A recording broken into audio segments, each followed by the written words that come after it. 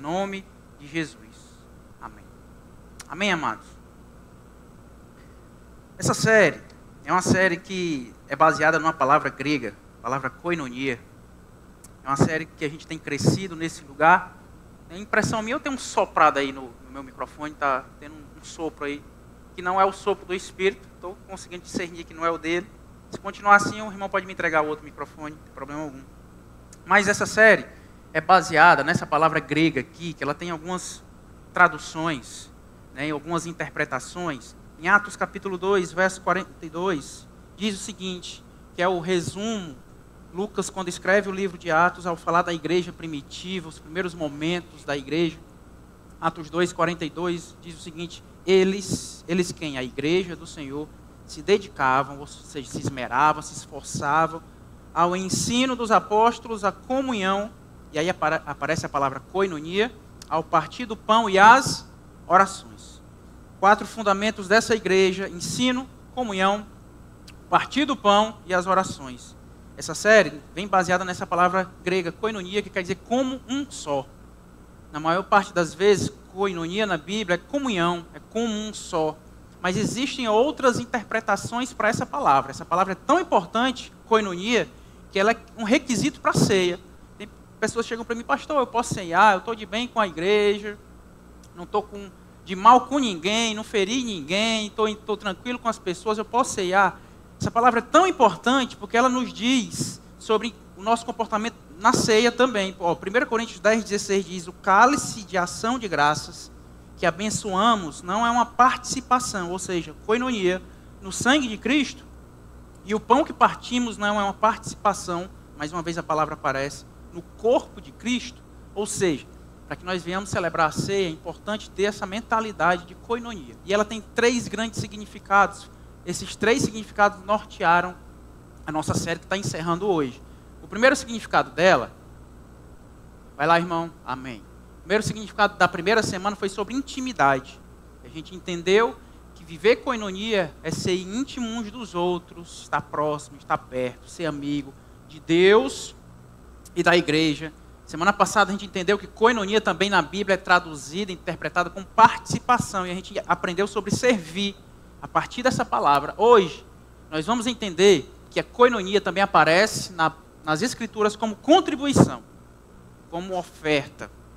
Ou seja, vamos lá, 2 textos aqui para que essa palavra aparece enquanto contribuição. Romanos 15, 26, diz o seguinte, pois a Macedônia e a Acaia tiveram a alegria de contribuir.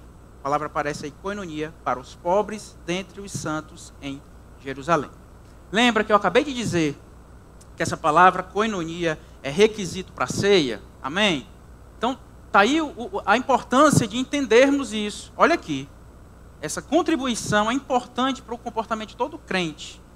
Filipenses 4,15, ela aparece também com essa finalidade. Como vocês sabem, Filipenses, nos seus primeiros dias no Evangelho, quando parti da Macedônia, nenhuma igreja, vão comigo, qual é a palavra?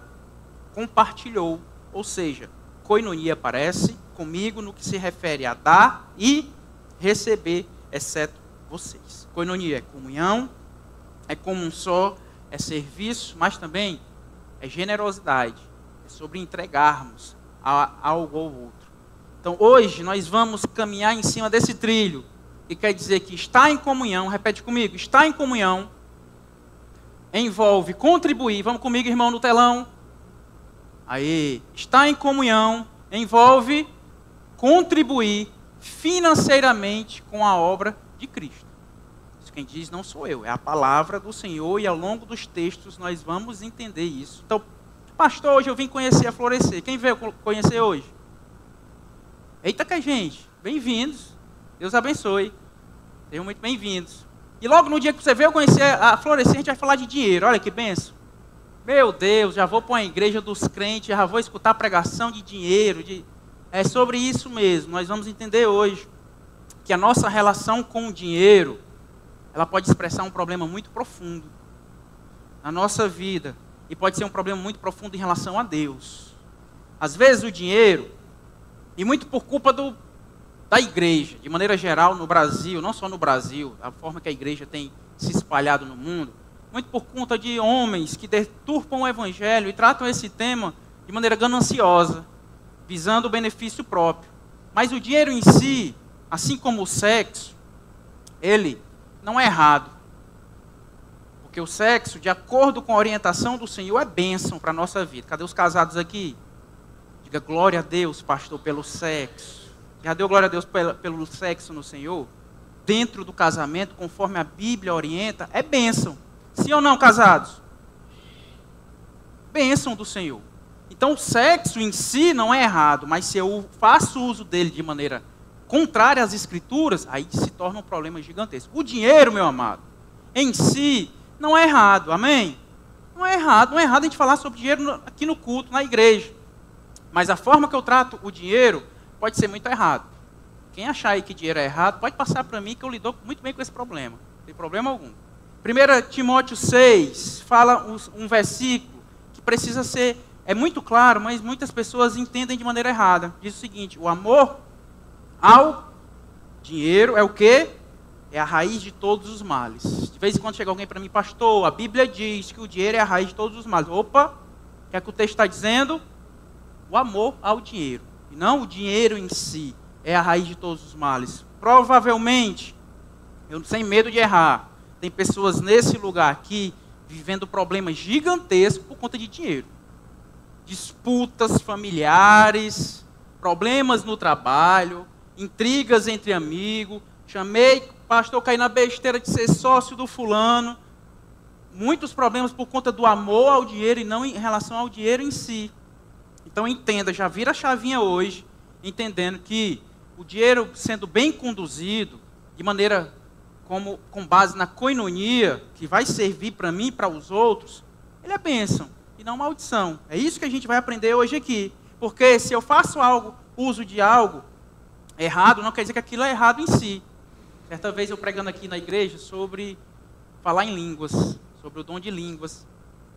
E uma irmã após o culto veio falar comigo, dizendo que ela não concordava, porque ela já tinha sido muito ferida em uma outra congregação, porque as pessoas lá, na congregação que ela estava, diziam que a pessoa só era batizada no Espírito Santo se falasse em línguas, e ela se espremeu de toda forma e nunca conseguiu. E ela era frustrada, porque ela não tinha cargos, não podia participar de determinadas coisas da igreja, porque não tinha esse dom. E eu explicando para ela, minha amada, o dom de línguas em si não é errado. A maneira que te ensinaram, a experiência que você teve foi errada. Então isso não quer dizer que esse objeto é ruim. Talvez alguém aqui, que Deus te livre, sofreu algum tipo de acidente com algum transporte. O transporte em si não é errado. O uso que a gente faz dele pode ser muito errado. Jesus fala muito sobre dinheiro. Muito. Jesus apresenta cerca de 38 parábolas, que eram aquelas historinhas na Bíblia. Mais ou menos 16 delas têm relação com dinheiro e riqueza. Olha a quantidade. 42% das parábolas de Jesus tem algum tipo de relação. 9 delas são claramente sobre riqueza e dinheiro. Jesus fala muito disso. Hoje nós vamos entender isso. E fazer parte de um corpo, estar em koinonia, é contribuir financeiramente também. Cadê os nossos jovens? Diga amém. Você vai começar a ganhar o seu pé de meia. Eu estou por dentro do negócio. Entenda o seguinte, eu estou numa família, o café está caro, o negócio está ficando sério. O jovenzinho já tem de desde agora entender que se eu faço parte desse núcleo aqui, eu tenho que contribuir. Eu tenho que ajudar também. Muitos casamentos estão fadados ao fracasso porque existe uma divisão gigantesca nessa questão financeira. Enquanto que fazer parte é ser como um só, inclusive na nossa vida financeira. Vocês estão numa igreja. Hoje vocês vão ser ministrados sobre isso, fazer parte, contribuir para que o corpo de Cristo, para que o Evangelho do Senhor continue a crescer de maneira saudável nessa região. Eu fiquei pensando, meu Deus, por que levaria alguém a não contribuir? Um dos conceitos de venda é quebrar as desculpas, as objeções da pessoa para a compra. Então, o que seria uma objeção a pessoa ofertar numa igreja e ser generosa desse dia em diante? Pelo menos 3 coisas veio à minha cabeça. Primeiro, a desconfiança. De que forma o meu dinheiro vai ser usado? Será que esse pastorzinho novinho aí não está pegando o meu dinheiro, guardando para ele, fazendo mau uso desse negócio. Tem pessoas que não contribuem por isso. Segundo motivo da pessoa não contribuir é porque realmente a gente ama o dinheiro, nosso coração está nele, e a gente é mão de vaca. Já diga para a pessoa do seu lado aí, dê esse conselho para ela: não seja mão de vaca. Não seja suvina.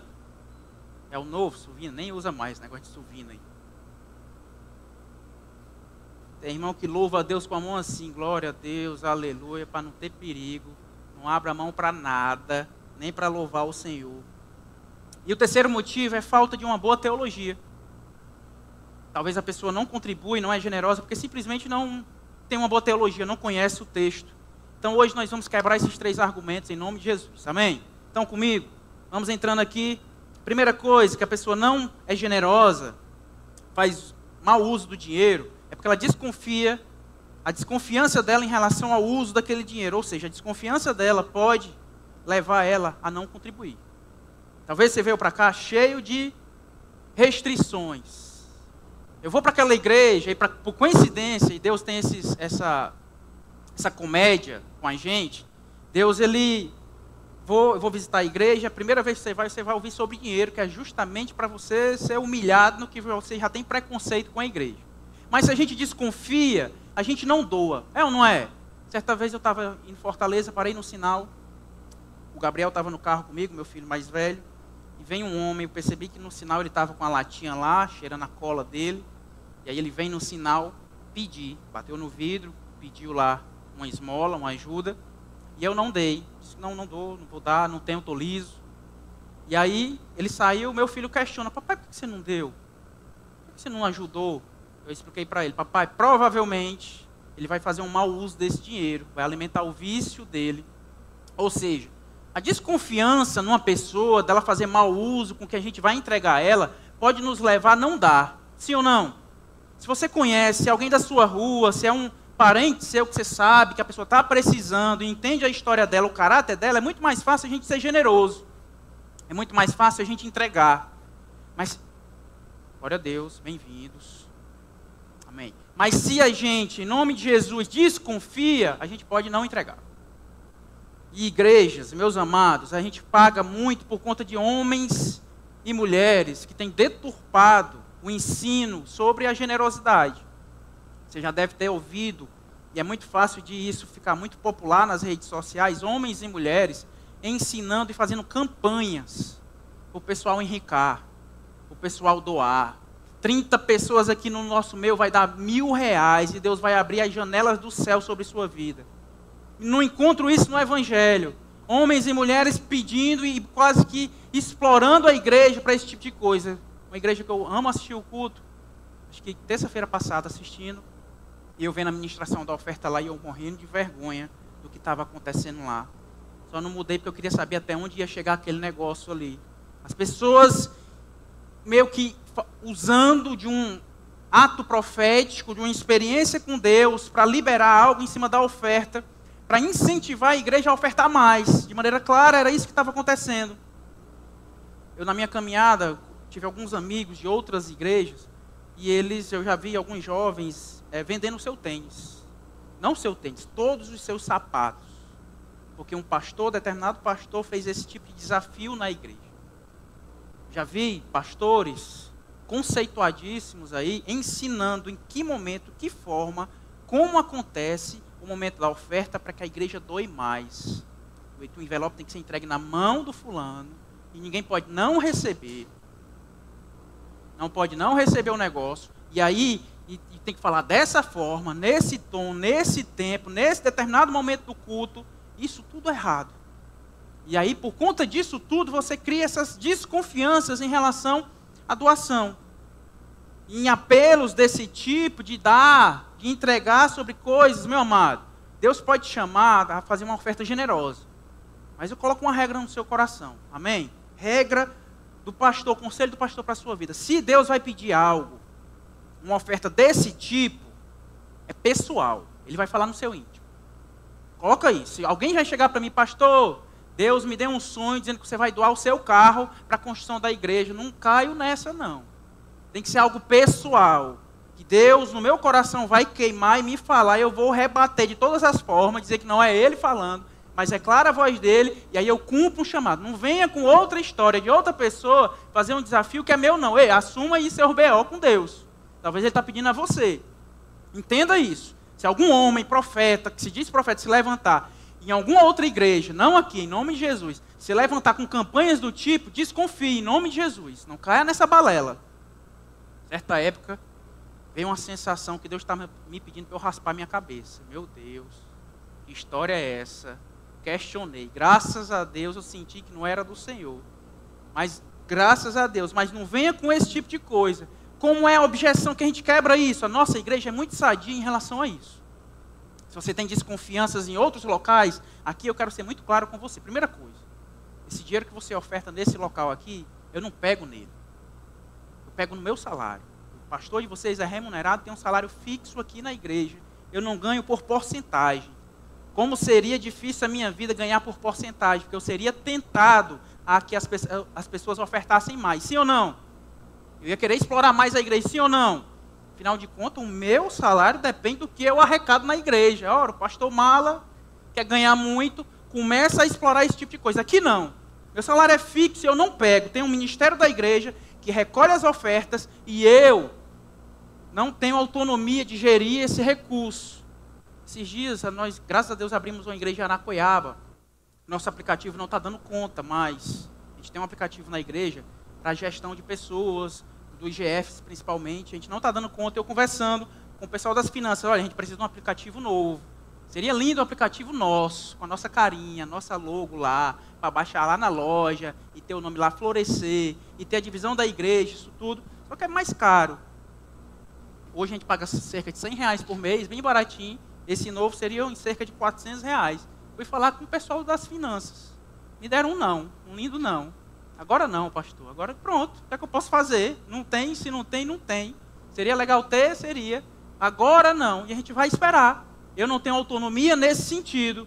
Nessa igreja a gente não tem lista de ofertantes. Eu não sei quem dá e quem não dá. Seria muito perigoso para mim.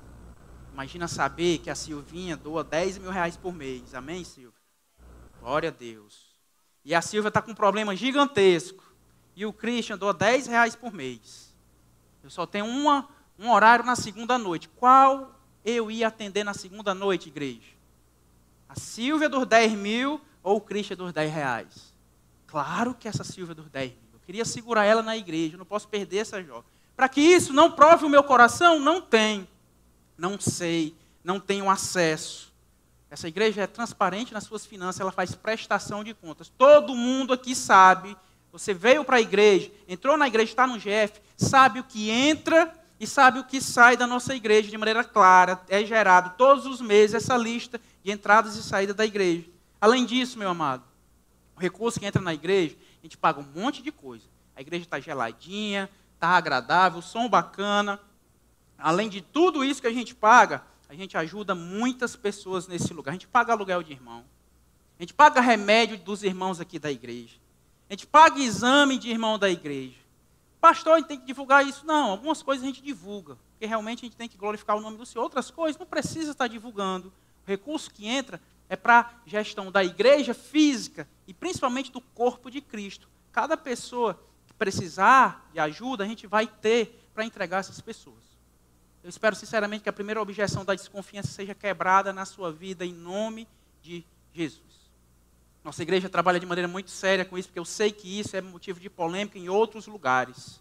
Segundo motivo para você não ser generoso é porque você não tem uma boa teologia, um bom conhecimento sobre oferta, sobre generosidade. Ou seja, boa teologia nos torna generosos. Certa vez, eu caí na besteira de assistir uma reportagem sobre o leite de caixa. Alguém já viu? Está tendo uma investigação sobre leite de caixa aí no meio do Brasil. Eles estão botando formol dentro do negócio para o bicho não passar da validade, aguentar mais tempo. Sabe esse carro de construção aí? Estão botando dentro também para segurar mais tempo. Ou seja, se alguém chega para mim e diz, pastor, não beba leite dessas caixinhas, eu não ia nem ligar. Tá louco? Vou tomar meu cafezinho sem leite? Não existe. Quando a gente tem conhecimento, eu comecei, meu Deus, vou voltar para o leite em pó. Até que eu leio uma reportagem sobre o leite em pó, eu vou ficar nele por um tempo. Porque o conhecimento muda o nosso comportamento. Se alguém chega para você e diz, olha, você tem que treinar, tem que malhar, vai para a academia. A maioria das pessoas, não vou não, tenho preguiça. Mas se alguém chega e diz, olha, os benefícios são esses, mentais são esses, emocionais são esses, de saúde são esses. A partir dos 40, estou entrando nessa faixa, você vai começar a perder muita coisa, você tem que começar a ter muita coisa, para não virar só uma carga aí de gordura. E é a sua saúde, o seu filho, como é que você vai brincar com a Maluzinha que nasceu agora, e aqueles argumentos vão chegando, meu Deus, eu tenho que voltar à atividade física. E aí eu vou e faço, e me esforço. Ou seja, o conhecimento gera mudança em nós. E o que a Bíblia fala sobre ofertar? Vamos lá, primeira coisa. Ofertar é uma ordenança. A Bíblia fala isso de maneira clara. Então, olha para a pessoa do seu lado e diga para ela, ofertar é uma ordenança, é uma ordem. Em nome de Jesus. É uma ordem dada pelo Senhor. Ou seja, toda ordem na Bíblia é um alvo. Amém? Repete comigo, toda ordem é um alvo. Deus coloca um alvo, tem séries de alvos na sua vida, ordem onde você tem que chegar, e todo alvo dado por Deus é bom. Sempre será bom. O manual de vida é a Bíblia Sagrada. Ela revela a vontade do nosso Deus e a maneira certa de viver. Deus coloca alvos. Olha, com o dinheiro, vocês vão lidar dessa forma, sendo generosos. Não vai parar em você. Se Deus tem te abençoado muito, você vai abençoar muito outras vidas. É um alvo. E está muito explícito esse alvo. Então, é uma ordem. Não é questão de escolha, não é questão de vontade. Não estou afim, pastor. Não, é ordem, dada pelo Senhor. 1 Timóteo 6,18 diz o seguinte: ordene-lhes que pratiquem o... Estão comigo? Vamos, irmão? Alguém acorda o irmão do telão. 1 Timóteo 6,18 aí. 6,18. Aê! Vamos lá. Diz o seguinte: ordene-lhes que pratiquem o... Sejam ricos em quê? Boas obras. Agora, generosos e prontos para repartir. Prontos. Tem alguém pronto para repartir aí? Ofereça o cartão de crédito para a pessoa do lado. Quer o meu cartão? Isso você não fala, né? Não é besta?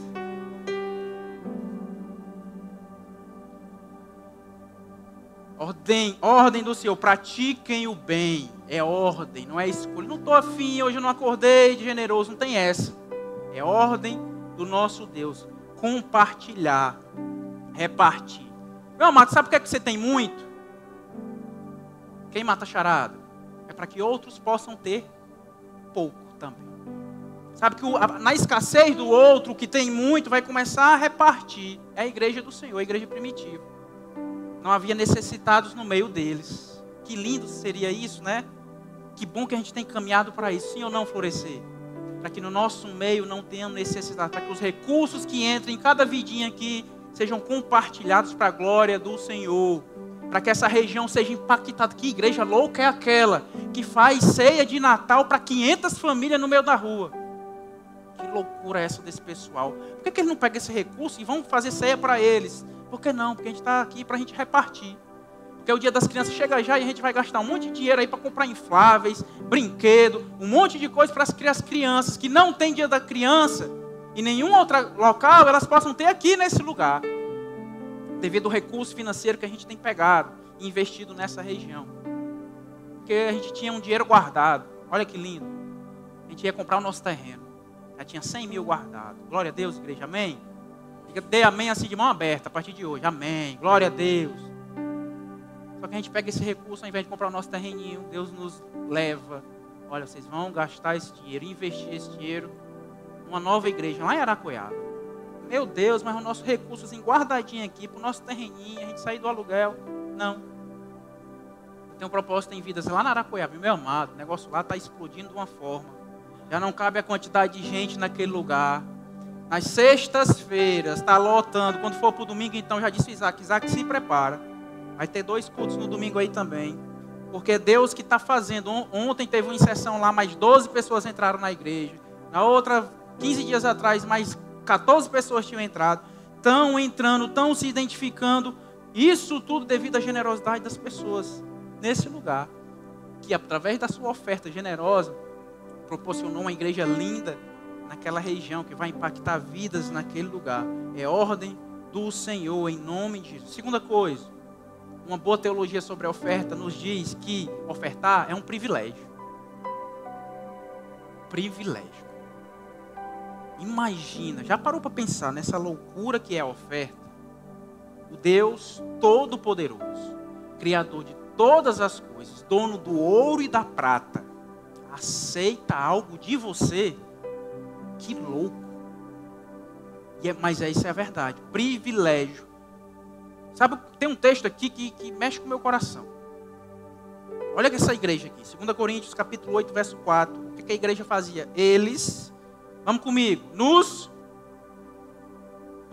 eles nos suplicaram insistentemente o privilégio de participar da assistência. Já parou para pensar, que loucura esse versículo? Se eu disser aqui, igreja, por favor, não ofertem hoje, os irmãos aqui saem os pinotes. Glória a Deus, aleluia. Guardei meu dinheirinho aqui do sanduíche, do pastel depois. Muitos farão isso. Essa igreja aqui suplicava insistentemente. Não, Paulo, eu quero ofertar, Paulo. Eu quero ofertar. Que negócio é esse? Não vai ter oferta no culto. Eu trouxe meu dinheiro, eu trouxe meu recurso. Eu quero ajudar, eu quero fazer parte. Porque entendiam que ofertar é um privilégio. Por que é um privilégio? Porque a gente tem. Tem ou não tem? Não estou falando de números e quantidades. A gente tem. Que bom que a gente hoje não está precisando. Mas no nosso meio podem ter pessoas precisando que a sua oferta generosa vai chegar até essa vida. Atos 20, 35 diz o seguinte: há maior felicidade em dar do que em... Então fique feliz em poder ter minha partezinha aqui, pastor, que com muito esforço eu consegui. Mas que bom, hoje eu posso ajudar.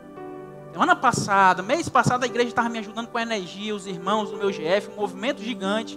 E Deus abriu uma porta, eu estou empregado agora, quem é que está precisando aí? Eu tenho que insistir, porque eu quero ajudar também, fazer a mesma coisa. Esse é o coração, meu amado, sobre as riquezas. Por isso que é necessário falarmos sobre dinheiro, porque o dinheiro revela muito o nosso coração. O dinheiro é muito tentador, guardar, acumular. Terceira verdade teológica sobre a oferta. Ofertar, meu amado, é semear em terra muito produtiva. Muito produtiva. O bom agricultor, ele sabe que é importante uma boa semente, mas é importante o bom solo. Sim ou não? Quem mexe com agricultura aqui? Alguém planta? É ou não é? O irmão ali é formado no negócio. Não adianta eu ter uma boa semente e jogar ela numa calçada cheia de cimento. Vinga, não vinga. Importante o solo para que aquilo possa produzir, possa crescer.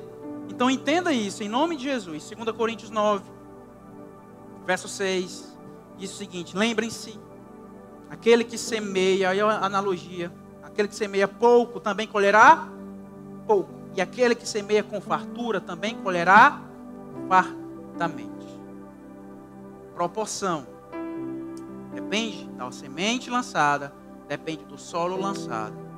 A gente estava na reforma da Aracoiaba, cheguei lá no Alisson, lá no Sucatão. Fui cantar ele para ele doar as portas de vidro para a igreja de lá. 6 pedaços de porta de vidro gigantesca. Negociando com ele um dos meus argumentos: meu amado, se você der, você está semeando em solo muito generoso. Se prepare, que vem provisão do Senhor na sua vida. Colou. Boa parte das portas foram doadas. A fachada da igreja lá, o irmão aqui da igreja trabalha com adesivagem, lona, esse tipo de coisa. Usei a mesma estrada, deu certo com o Alisson, espera aí. Vou usar com ele também. Pastor, eu dou a metade. O que for a gente gastar lá, eu dou a metade. Bem dizer, eu estou cobrando só o material. E eu naquela curiosidade, porque o texto é claro, e eu creio na palavra do Senhor, e eu perguntando a ele: meu irmão, a partir daquele serviço lá da igreja, apareceram quantos a mais para você? Ele disse: pastor, uns 5 ou 6. Quando a gente semeia em terra generosa, em terra certa, vem. Deus retribui. É isso que acontece no plano espiritual, no reino espiritual. Você pode me perguntar: pastor, sobre sementes. O texto está dizendo aqui que semeia muito, colhe muito. Pouco é pouco. Então a quantidade importa, porque eu lembro de uma vez que me disseram que a viuvinha deu algumas moedinhas. E a dela foi muito maior do que os ricos que estavam doando. Então a quantidade não importa tanto, né? Na verdade, o que o texto está dizendo não é sobre a quantidade, mas sobre a proporção. O texto diz o quê? Que ela deu tudo que tinha. Eram 2, mas era tudo. Não é quantidade, é proporção. Então lembra disso. Pastor, a quantidade importa? Não tanto. Importa a proporção. Entenda o seguinte. Deus vai abençoar pessoas aqui ganhando milhares de reais. Alguém recebe? Diga amém, é meu. Eu recebo. Coloca assim a mão e fecha ela para o irmão do lado não pegar a bênção. Mas entenda isso, em nome de Jesus. Você tem que entender isso. Que tem que ser, a sua generosidade tem que ser proporcional. Isso agrada ao Senhor. Porque a proporção diz duas coisas. Primeiro, ela diz quanto eu vou colher. Se eu rebolo um punhado de semente, eu vou receber de acordo com aquilo. E ela diz sobre a honra de quem eu estou entregando. Se Deus é grande, é importante eu responder à bondade dele com generosidade. Eu não posso entregar qualquer coisa ao meu Deus, sim ou não? A minha sobra, a minha migalha. Deus é tão generoso e tão proporcional que Lucas 6:38 diz o seguinte: dei e será dado a vocês uma boa medida, calcada, sacudida e transbordante será dada a vocês. Pois a medida que usarem também será usada para medir vocês. Sabe qual é esse exemplo aqui? Eu escutei uma certa vez esse exemplo aqui e ficou na minha cabeça. Esse aqui é o exemplo do bom pipoqueiro. Você vai comprar um saquinho de pipoca, ele serve, vamos comigo na metade do versículo. Ele enche, ele encalca a pipoca para caber mais, ele sacode o negócio e vai transbordando, caindo. Nosso Deus é esse bom pipoqueiro. Quando a gente entrega a Ele, Ele se prepara. Olha para a pessoa do seu lado e diga para ela: se prepare. Se você entregar a Deus, se você semear em solo generoso, no reino dos céus, se prepare que o bom pipoqueiro vem e ele joga no seu saquinho, encalca para caber mais, ainda vem transbordante para a glória do Senhor. Quem diz isso não sou eu, é o nosso Deus que está dizendo aqui. Quer viver uma época de abundância na sua vida? Sim ou não? Tem que semear. Tem que semear. Questão do Enem, em nome de Jesus. Se Deus quer abençoar essa igreja aqui financeiramente, letra A, Deus vai fazer com que o irmão mão de vaca prospere. Quem acha que é essa? Porque Deus sabe, se eu der o Cristiano, a Silvinha, não vai para a igreja. Então não dou a Silvinha, porque ela é mão de vaca. Sabe o que é mão de vaca, Silvia? Depois tu se informa o que é. Não é a letra A. Letra B. Deus vai mandar alguém de fora, pode até ser. E Deus faz isso no nosso meio. Na Naracoiaba, no segundo culto, chegou uma pessoa lá, visitante. No final do culto perguntou: como é que eu posso ajudar essa igreja? Tem uma irmãzinha lá, mala. Irmã, o Pix da igreja é esse aqui. Sem pensar. Ela perguntou: quanto é o aluguel aqui da igreja? A irmã foi e falou: R$2.000. Pois pronto, depois eu vou pagar um mês de aluguel de vocês aqui. Só numa visita. Deus com providência, mostrando bondade, mostrando: eu estou com vocês. A loucura que é uma pessoa que nem conhece a gente entregar uma quantia dessa, é Deus provando que está no nosso meio. Mas letra C. Se Deus quer abençoar essa igreja de maneira generosa para que outras floresceres, como é o plural de florescer, possam surgir aqui na região, Deus entrega ao irmão generoso. Que faz sentido. Se chega ao generoso, Deus sabe que não para. Não é uma barragem. Mas dele vai fluir. Esse rio vai fluir. Se o seu coração é generoso hoje, meu amado, se prepare que Deus pode te fazer crescer ainda mais. Mas não para você, mas para que o reino dele seja rico nessa região, em nome de Jesus. Boa teologia faz isso. Ela nos diz também que ofertar é uma forma de gerar glória a Deus. Alguém pode dizer glória a Deus? Sabe quando é que você grita glória a Deus também? Quem mata? Quando eu? Aí, está gritando. 2 Coríntios 9:13. Por meio dessa prova de serviço ministerial, eles glorificarão a Deus pela obediência que acompanha a confissão que vocês fazem do Evangelho de Cristo e pela generosidade de vocês em koinonia, compartilhar com eles e com todos os outros. Gera glória a Deus. Essa igreja, certa vez no inverno passado, um açude arrombou lá na Faísca, levou a casa da mulher, levou os bens dela, os móveis, eletrodomésticos, toda a casa dela. Essa igreja assume como dela essa missão e a gente mobiliou novamente a casa da mulher, de ponta a ponta, de maneira até melhor do que ela vivia antes. Sabe o que acontece? Isso, Mateus 5,16, a ordenança do Senhor. Assim brilhe a luz de vocês diante dos homens, para que vejam. De vez em quando alguém me pergunta, pastor, é certo a gente divulgar nossas boas ações? Está aqui, é texto, é Bíblia. Brilhe a luz de vocês diante dos homens, para que vejam as suas boas obras e glorifiquem ao Pai de vocês que está nos céus. O errado é a igreja tomar glória para ela. Olha como nossa igreja é boazinha, generosa, aí está errado. Mas apontando para o rei dos reis, é extremamente coerente fazer isso. Uma boa teologia diz que ser generoso não é fácil. Talvez no meio dessa pregação você já abriu o dedo mindinho aqui. Pastor, estou quase.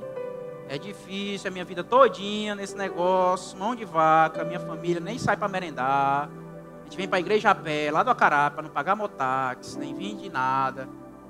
Ser generoso não é fácil, mas isso agrada a Deus, é suficiente. Hebreus 13,16, não se esqueçam de fazer o bem e repartir koinonia com os outros, pois de tais sacrifícios Deus se agrada.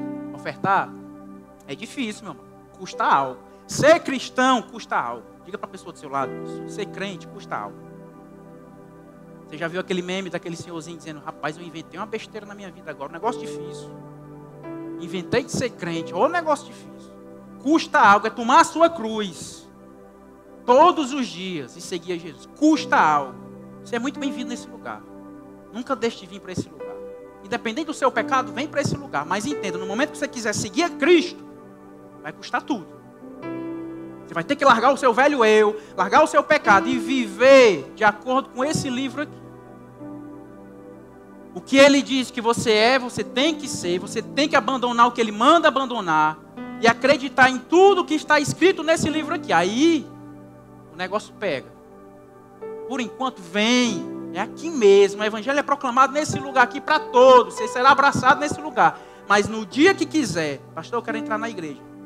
Ser chamado para uma conversa, olha, a Bíblia fala isso. Tomar sua cruz, seguir a Jesus, custa muito. A vida do cristão é envolta em sacrifícios. Mas você precisa provar de um nível de generosidade que seja sacrificial.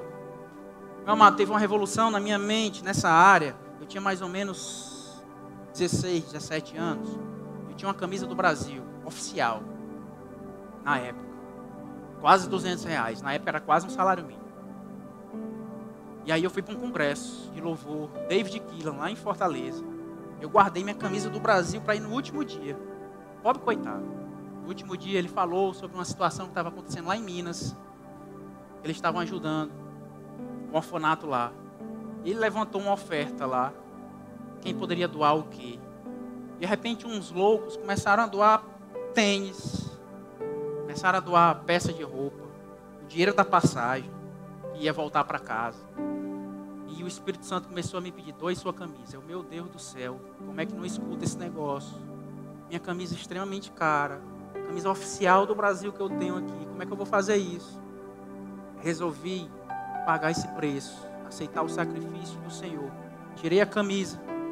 Entreguei, lá, coloquei lá no palco. Meu amado, minha mente, a minha vida espiritual mudou desse dia em diante. Certa vez, a gente morando em Portugal, não consegui trabalho lá, estava numa época muito difícil lá, não tinha emprego para ninguém.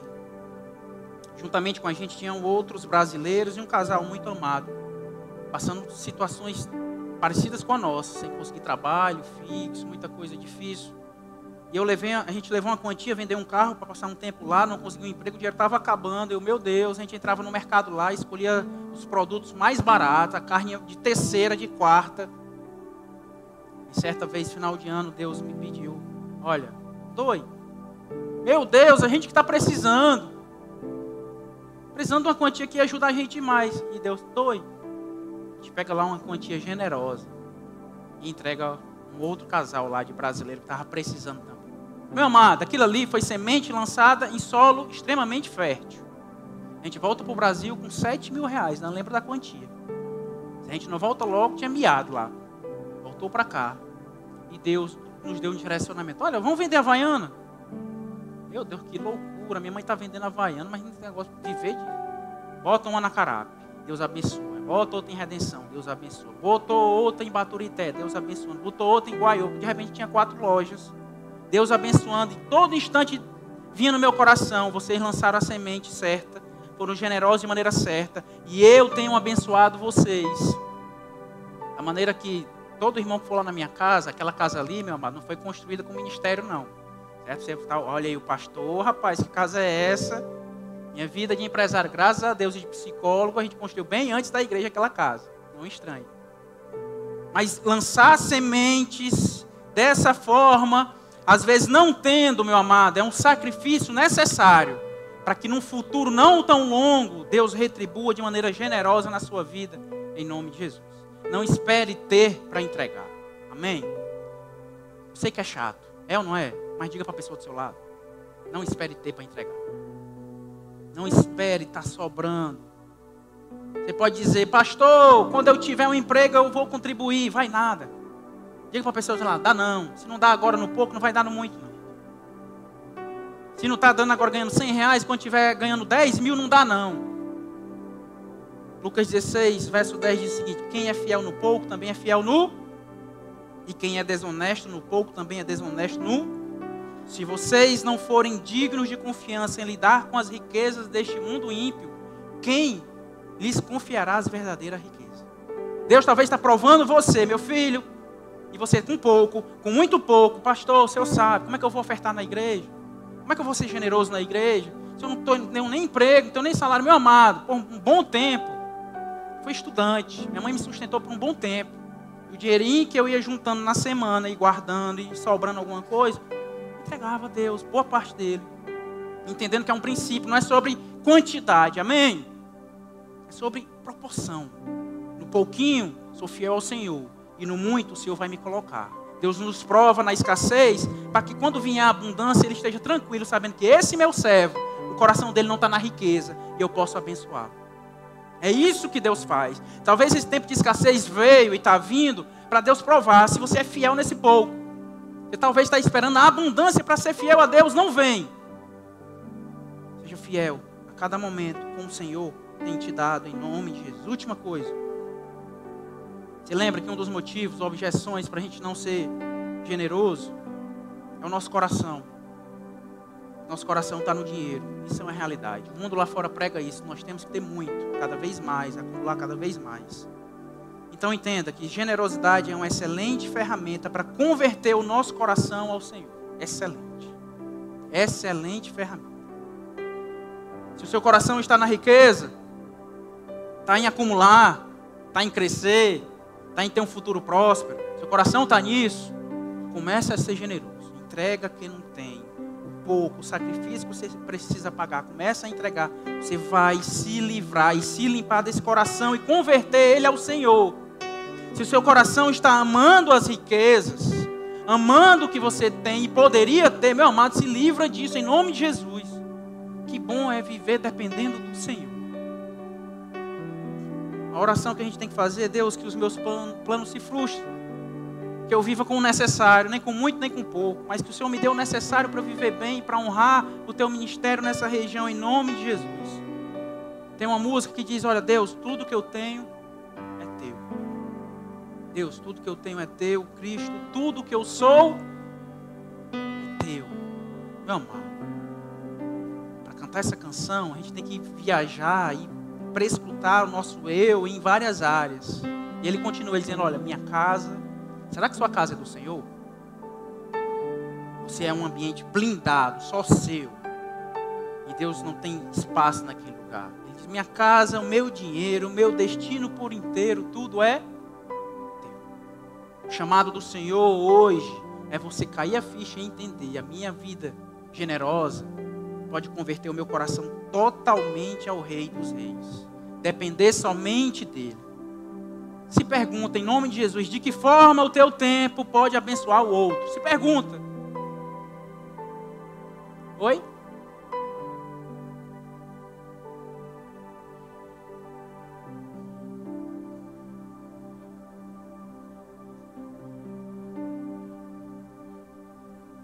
Pronto, eu respondo a senhora assim que terminar, certo? Porque é uma resposta um pouquinho longa, eu vou responder a senhora. Assim que terminar o culto, eu respondo a senhora, certo? Mas vou lhe explicar. De que forma o seu talento que você faz, sua vida ministerial, está servindo para o outro? De que forma, meu amado, a sua casa? Quem tem casa aqui? É ambiente do Senhor lá? Ou está uma Bíblia aberta lá, toda empoeirada, e você acha que aquilo ali está honrando a Deus? Em nome de Jesus, leva vidas para lá. Convida vizinhos. Nunca entraram na sua casa. Faz uma janta. Convida o pastor, em nome de Jesus. Faz um churrasco. Que o seu ambiente seja um ambiente de cura, em nome de Jesus. O seu carro. Traz os irmãos para o culto. Um monte de irmão precisando de carona. Oferece? Não oferece? O seu dinheiro é do Senhor? Como é que você está lidando com isso? Que tipo de acúmulo você tem? Está guardando para quem? Eu nunca vi um cortejo fúnebre onde um carro forte vai atrás. Não leva. Não vai nada. Fica tudo para trás. Sabe o que é que fica eternamente? O que você faz para o Rei dos Reis, para o Senhor dos Senhores. Meu amado, se Ele se entregou por inteiro, por que nós não iríamos entregar o nosso melhor a Ele? Ser generoso é converter o nosso coração e dizer: Deus, tudo é teu. Tudo é teu. Tudo é teu. Tudo é teu. Não quero acumular, não quero guardar. Se outras pessoas estão precisando. Meu amado, entenda o seguinte: tudo que eu estou dizendo aqui, não filtra e afunila isso para a igreja. Pelo amor de Deus. Para comigo aqui, ó. Tá liberado. Diz comigo, tá liberado. Pastor, esse mês eu não vou ofertar na igreja porque eu vou ajudar o meu vizinho que teve a geladeira dele queimou. Meu amado, tá liberado. É sobre isso mesmo. Nós não temos a exclusividade no seu dinheiro não, em ser generoso com o seu dinheiro não. Tá sabendo de alguém? Não dê aqui, mas dê lá. Faça. Essa igreja não precisa do seu dinheiro para viver bem. É Deus que nos sustenta. Faz isso em nome de Jesus. Vidas estão precisando, pega o recurso e faz. Distribui. Não, ainda não confia? Meu amado, amém. Mas faz. Não é justificativa para não fazer, em nome de Jesus. O que nós precisamos é de uma geração generosa. Porque nós não podemos aceitar ser ricos, ter muito. Daqui a pouco a gente vai ali, vira algumas ruas e tem gente morando numa casa de taipa. Não faz sentido. Tem gente que não tem o que comer hoje à noite. Não faz sentido. Tem gente que quando a gente faz campanhas aqui para doar cesta básica, meu amado, eles estão aqui desesperados. Não faz sentido eu ter muito e vidas agora, nesse momento, não terem o que se alimentar. Está com seus filhos em casa, com um feijão no fogo e não ter a mistura. Não faz sentido. Que evangelho é esse? Tem que chegar no próximo. Essa região tem que ser mais alimentada a partir de nós, sim ou não? Tem que ter uma moradia digna a partir de nós. Um dia desse nós construímos uma casa para uma senhora lá na Carapa. Glória a Deus. Morava num quartinho, 3x3. Um quarto, meu amado, para fazer tudo. Era o banheiro, ela e o neto. Olha que louco. Era o banheiro, era a cozinha, era a sala, era tudo naquele local. Que loucura viver dessa forma. A gente foi lá, viu aquele negócio, a gente tem que fazer algo. E a gente foi, construiu a sala dela, construiu um banheiro para ela, construiu a lavanderia dela, uma casinha para ela. Porque nós entendemos justamente isso, que o evangelho não pode parar em nós. Coração generoso tem que chegar no próximo. Tem um versículo que chocou minha juventude. Talvez foi a guinada na minha vida, foi ele. Filipenses 1:21, quem conhece? Porque para mim, o viver é Cristo. E o morrer é lucro. Tem gente esperando lucro nas riquezas. Nossa vida tem que se resumir a Jesus. Se Ele quiser nos levar, que assim seja. Vou viver com Ele eternamente. Vou ter saudade de vocês. Mas vou estar diante do meu Rei dos Reis, Senhor dos Senhores. Nenhuma riqueza me prende o meu coração nessa terra. A não ser ver sorrisos e vidas sendo salvas no Senhor Jesus. Então que vivamos para Ele, para a glória dEle. Se Deus quiser nos levar, que assim seja. Que Ele seja glorificado através de nós. Em nome do Senhor Jesus. Você pode ficar de pé no seu lugar, em nome de Jesus.